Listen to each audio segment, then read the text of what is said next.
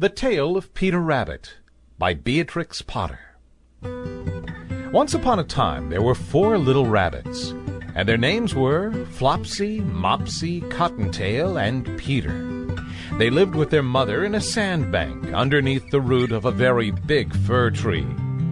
"Now, my dears," said old Mrs. Rabbit one morning, "you may go into the fields or down the lane, but don't go into Mr. McGregor's garden.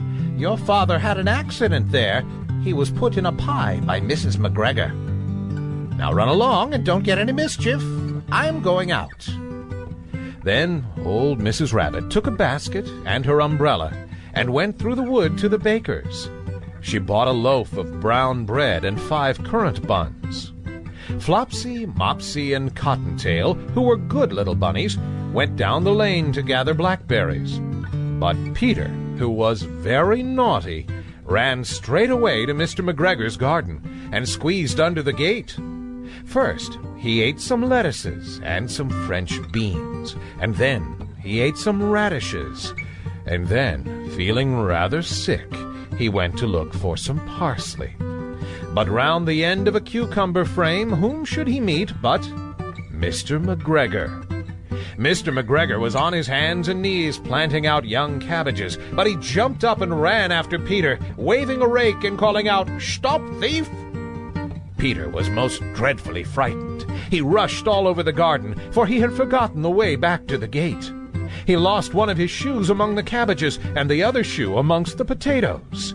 After losing them, he ran on 4 legs and went faster, so that I think he might have got away altogether if he had not unfortunately run into a gooseberry net and got caught by the large buttons on his jacket.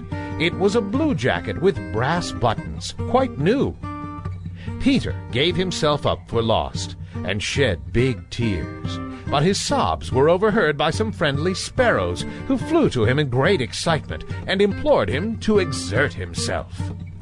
Mr. McGregor came up with a sieve, which he intended to pop upon the top of Peter, but Peter wriggled out just in time, leaving his jacket behind him, and rushed into the tool shed and jumped into a can. It would have been a beautiful thing to hide in if it had not had so much water in it. Mr. McGregor was quite sure that Peter was somewhere in the tool shed, perhaps hidden underneath a flower pot. He began to turn them over carefully, looking under each. Presently, Peter sneezed, "Curty-shoo!" Mr. McGregor was after him in no time and tried to put his foot upon Peter, who jumped out of a window, upsetting 3 plants. The window was too small for Mr. McGregor, and he was tired of running after Peter. He went back to his work. Peter sat down to rest. He was out of breath and trembling with fright, and he had not the least idea which way to go. Also, he was very damp with sitting in that can. After a time he began to wander about, going lippity-lippity, not very fast, and looking all around. He found a door in a wall, but it was locked, and there was no room for a fat little rabbit to squeeze underneath. An old mouse was running in and out over the stone doorstep, carrying peas and beans to her family in the wood. Peter asked her the way to the gate, but she had such a large pea in her mouth that she could not answer. She only shook her head at him. Peter began to cry. Then he tried to find his way straight across the garden, but he became more and more puzzled. Presently he came to a pond where Mr. McGregor filled his water cans. A white cat was staring at some goldfish. She sat very, very still, but now and then the tip of her tail twitched as if it were alive. Peter thought it best to go away without speaking to her. He has heard about cats from his cousin, little Benjamin Bunny. He went back towards the tool shed, but suddenly, quite close to him, he heard the noise of a hoe. Scritch, scratch, scratch, scritch. Peter scuttered underneath the bushes. But presently, as nothing happened, he came out and climbed upon a wheelbarrow and peeped over. The first thing he saw was Mr. McGregor hoeing onions. His back was turned towards Peter, and beyond him was the gate. Peter got down very quietly off the wheelbarrow and started running as fast as he could go, along a straight walk behind some black currant bushes. Mr. McGregor caught sight of him at the corner, but Peter did not care. He slipped underneath the gate and was safe at last in the wood outside the garden. Mr. McGregor hung up the little jacket and the shoes for a scarecrow to frighten the blackbirds. Peter never stopped running or looked behind him till he got home to the big fir tree.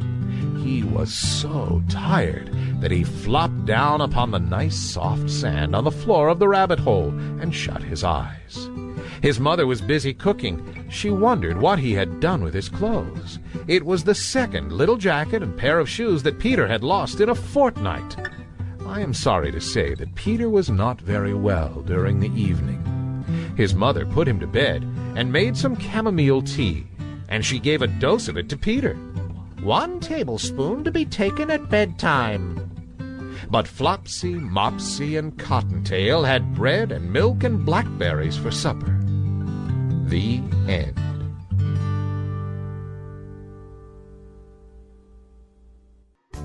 Thanks for listening to this story.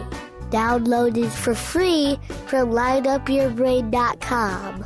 Visit our website again soon for more great free audio stories.